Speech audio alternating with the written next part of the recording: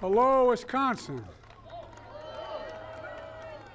First time I was here was about 180 years ago with William Proxmire when I was a 31-year-old senator.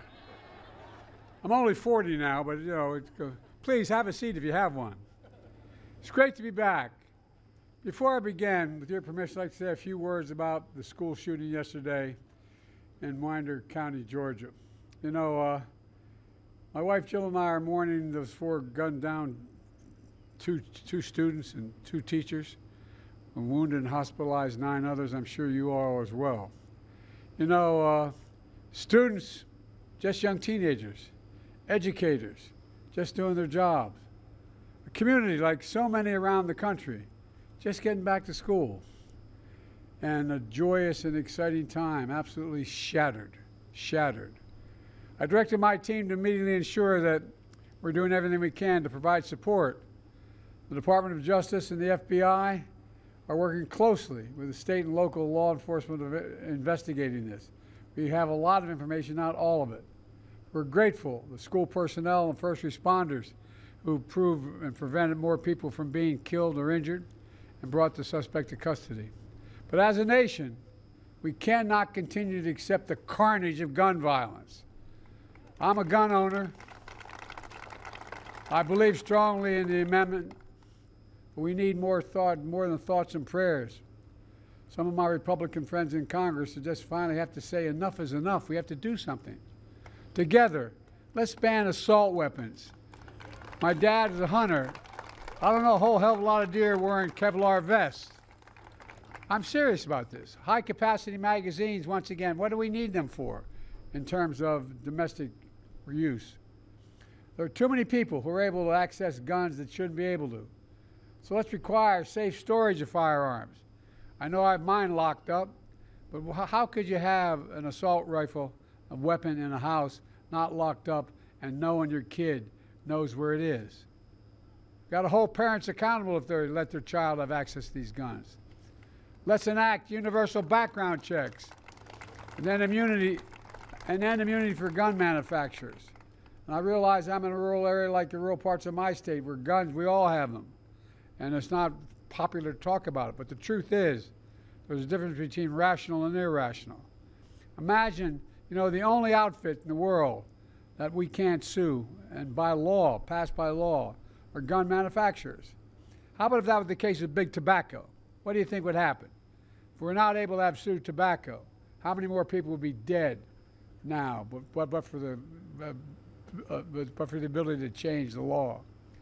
Folks, common sense measures supported by responsible gun owners. It won't bring back those children, but thousands of children have been gunned down across. More children are killed or die from a gunshot wound than any other reason in the entire United States. Every disease, every accident, everything. More die as a consequence of a bullet in the United States of America. But they'll help save lives if we do the things we're talking about and prevent communities from being ripped apart again. We can do if we do it together, and I really think we can. So I just wanted to say that before we began. And now to our event today. Thank you, Darren, for that introduction and for sharing your story as a family farmer. And thank you to one of America's best, I say one of the 3 best governors in the entire United States of America. Where is it? There he is.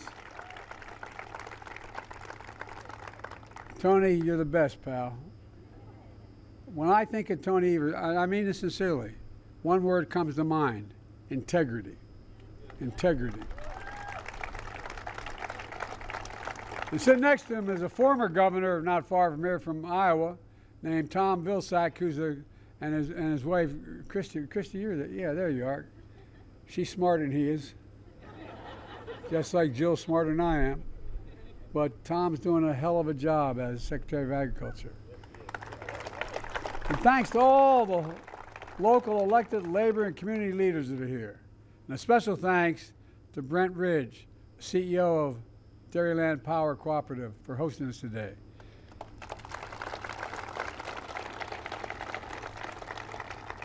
I come from the state of Delaware. Everybody thinks it's an eastern industrial state. our largest industry in Delaware, and I served as senator there for 36 years. I know I don't look that old, but I am. For 36 years is agriculture. It's a $4 billion enterprise in the Delmarva Peninsula. And its co-ops made it happen. But millions of Americans rely on co-ops like yours for electricity every single day, and it matters. In June of 2021, 5 months after I came to office, I went to nearby La Crosse, Wisconsin.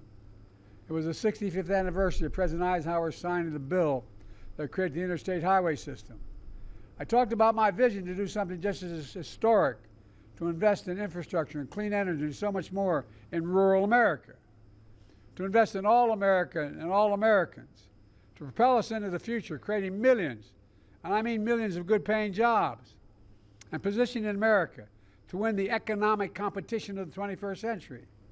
And I'm back again today to begin a series of trips and events showing that progress we've made together by our Investing in America agenda, an agenda that has come to fruition over the last decade. Invest in America. Invest in American workers. Here in Westby, you know, I'm proud to announce that my investments, through my investments, the most significant climate change law ever, and by the way, it is a $369 billion bill. It's called the, we should have named it what it was, but at any rate, the Department of Agriculture is able, from that legislation, to announce $7.3 billion in grants to 16 electrical co-ops nationwide to help rural communities transition to clean, affordable, reliable energy. It's the most significant transformative investment in electricity and electrification and clean energy for rural America since FDR's New Deal nearly 90 years ago. And that's not hype, that's a fact. And it includes Dairyland Power Cooperative that will receive $580 million to develop and purchase solar power, wind power, energy storage right here in Wisconsin and all across the Midwest. And here's why it's a game changer. Before the New Deal, private companies refused to provide affordable electricity to rural communities. As a result, 1 in 10 rural households, only 1 in 10, had electricity before FDR came to power. So farmers had to organize electric co-ops to distribute electricity to their families and their communities.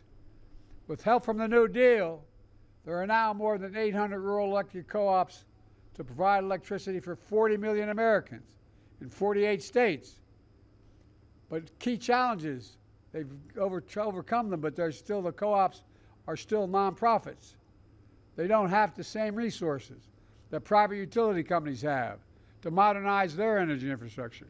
And for decades, they couldn't access tax credits and make clean energy more affordable.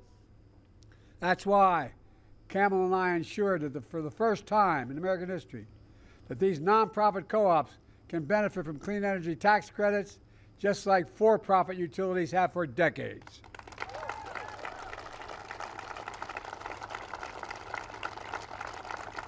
We also created new tools for co-ops to refinance prior debts so they can go out there and not be held back from investing in their future. Today's historic announcement of $7.3 billion for rural electric co-ops builds on those steps. It means clean, affordable electricity for over 5 million rural households and businesses across 23 states. It means 20,000 jobs, good-paying, high-quality jobs, including union jobs, so rural America is empowered to lead our clean energy future. It means covering the upfront cost of clean energy so rural families can save on their energy bills and get just a little more breathing room at the end of the month. And it means rural entrepreneurs and manufacturers who are so fundamental to our economy are powered with reliable, affordable energy, and they can create more job opportunities in their communities. And guess what? It's also good for the environment as well. Because of our historic actions, we're going to reduce by 43 million tons greenhouse gas pollution every single year as a consequence of these investments. That is the equivalent of removing pollution from more than 10 million gas-powered vehicles. 10 million. It's going to save $265 billion in healthcare costs because of better, cleaner quality of air. People aren't breathing polluted air and getting sick. That comes from the NIH. It matters, folks. You know it. And folks, I've kept my commitment to be president for all America and all Americans, including rural America. Your communities are the backbone, and that's not hyper. You're the backbone of this country. You deserve the same resources as folks in our cities and our suburbs. And that's what today's announcement is all about. Generating rural power for rural America. But that's not all. Last year, I was next door with your good neighbor, Governor Walz of Minnesota. I think the guy's gone places. I talked about we're making the most fundamental and significant investment ever in rural America, creating new and better markets, new income streams that are generators of rural America that can grow and thrive. For example, we're taking on big corporations and doing everything from increasing competition in the meat markets to boosting domestic fertilizer production. In fact, here in Wisconsin, that means $12 million to lower fertilizer costs for farmers across the state, which also creates jobs and grows new businesses. Here in Wisconsin, we also invested $47 million to lower energy costs, install renewable and energy-efficient technologies like solar panels behind me on farms and rural small businesses.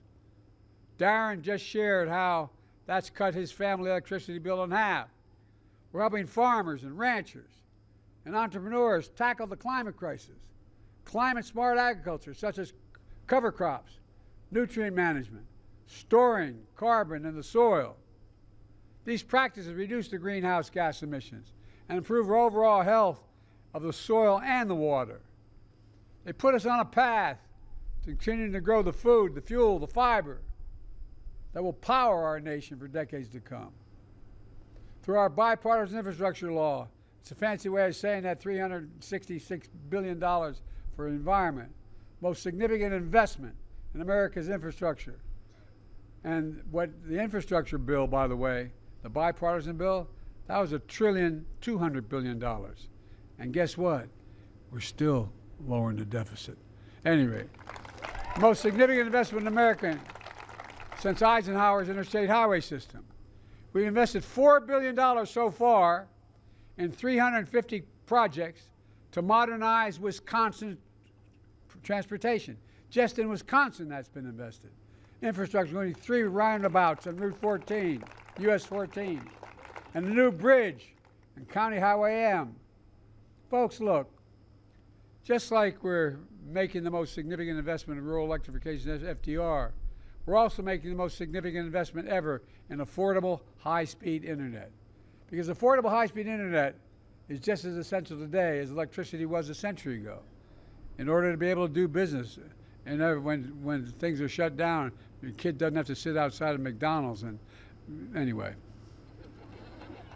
that's why we've invested $1.6 billion just in Wisconsin to connect everyone to affordable high-speed internet in Wisconsin.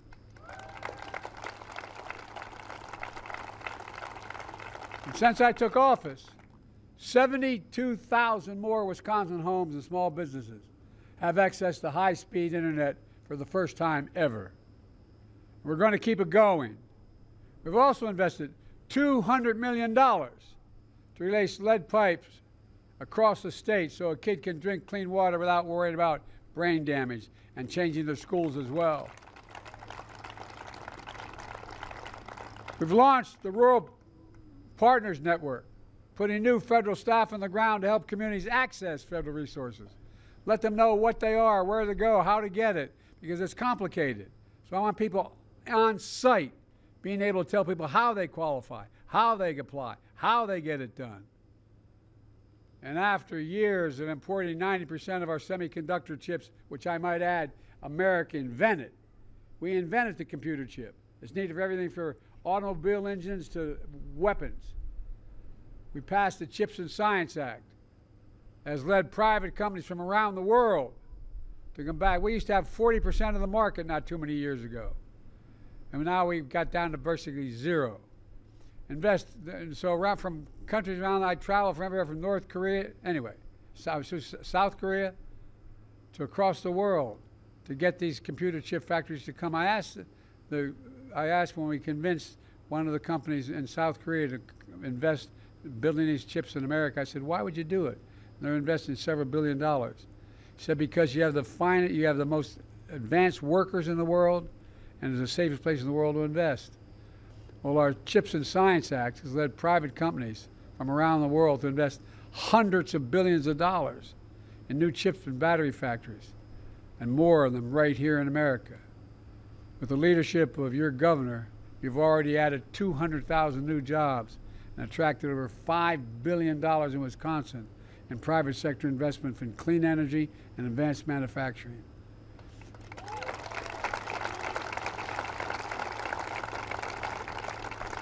In fact, this spring, I was with your governor in Racine, where Microsoft announced a $3 billion investment, $3 billion investment to build a data center to help operate one of the most powerful artificial intelligence systems in the entire world. It's going to create thousands of good-paying jobs on site and across the state, creating even more opportunities in rural communities. Let's remember, my predecessor promised you that he would redevelop Foxconn factory in Racine. You been there lately? He didn't do a damn thing. Nothing. Folks, all these investments means family farms can stay in the family. Rural entrepreneurs can build their dreams. Your children and grandchildren won't have to leave home to make a living. I don't know how many of you have been confronted growing up where everything's going well and the son or daughter comes to mom or dad and said, I can't stay. There's not work for me here. I got to leave. That's stopping now. Because we're spreading opportunities to benefit everyone. Building a future where no one is left behind. Growing an economy from the middle out and the bottom up, not the top down. Because when you do that, everybody does well. Everybody does well. My dad used to have an expression, Joey, a job's my dad was a hard-working guy. Didn't go to college, a well-read guy because of World War II. Anyway, he worked like hell. He always come home to dinner before he'd go back and close the shop. And my dad used to say, Joey, a job's about a lot more than a paycheck. It's about your dignity. It's about respect. It's about being treated with respect. And it's about knowing you can look your kid in the eye and say, honey, it's going to be okay. You're not going to have to leave home to get a job. That's in stark contrast to my predecessor. When he was in office, he enacted a $2 trillion tax cut. $2 trillion tax cut that overwhelmingly benefited the very wealthy of the biggest corporations and drove up federal deficit every single year of his presidency. He left office with the largest annual deficit in American history, $3 trillion. And by the way, I made a commitment when I got elected, and my vice president made a similar commitment.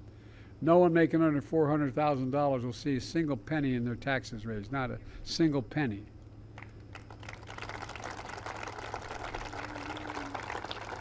Neighborhood I come from in Claymont, Delaware, and Scranton, Pennsylvania, they say, well, that's too damn much. But the point is to make sure that we know this isn't an attack on the wealthy. He left us with a pandemic raging and economy reeling. His allies in Congress, with all due respect, I've had this conversation with your Senator Ron Johnson, voted against every one of the things I talked about today. Every single thing I talked about in terms of rural economy. He voted against it. Voted against it. It's hard to imagine your senator voting against interest in the rural state was so large and so consequential as the state of Wisconsin. Meanwhile, your other senator, Tammy Baldwin, has done everything to take care of the state so she can be devoted to it. Vice President Kamala Harris fought like hell for all of you and for the future worthy of your aspirations. Look, just think about how far we've come. We have more to go. We have more to go. Too many people are still in trouble. But nearly 4 years, that we've been president and vice president with one of the most extraordinary periods of progress in American history. COVID no longer controls our lives. We've gone from an economic crisis to the strongest economy in the world. Let me say it again. We have the strongest economy in the world, and no one challenged it. We got more to do. We're seeing something else. In thousands of cities and towns across the country and across Wisconsin, we're seeing the great American comeback story. The way I see it, and the other team talks about how bad off we are and how America's enjoy. The way I see it, today's announcement is about far more than just giving rural America the power to turn on the lights. It's about giving the power to shape our own future. In fact, Wisconsin has a strong, strong history of neighbor helping neighbor and forming cooperatives, which are literally owned and powered by the people of Wisconsin. Because of you, we're planting seeds today that grow and blossom for generations to come. That's what we're seeing here in Wisconsin, a state with a proud tradition of rural communities leading our nation forward. And again, that's not an exaggeration. You've been a leader in the nation. Let me close with this. As I travel this state and the country, hope you feel what I feel. Pride. Pride in our hometowns. Pride in making a comeback. Pride in America. Pride in knowing we can get big things done when we work together. Folks, I've never been more optimistic about our nation's future. Just have to remember who the hell we are. We're the United States of America. That's who we are. Not a joke. We're the only nation in the world that's come through every crisis stronger than we went into that crisis. Because we're a hard-working, optimistic people, decent people. We know from experience that there's nothing beyond our capacity when we work together. And again, that's not an exaggeration. We work together. I remember the days when I first got started, with a lot of Republican senators, my close friends, we worked together, we compromised. We didn't talk about things as if it was a dire moment, that democracy was at stake. We actually worked together. We fought like hell, but we worked together. We got to return that for our children, because our democracy depends on it. I'm keeping you too long in the sun, so let me just say, God bless you all, and may God protect our troops. Thank you.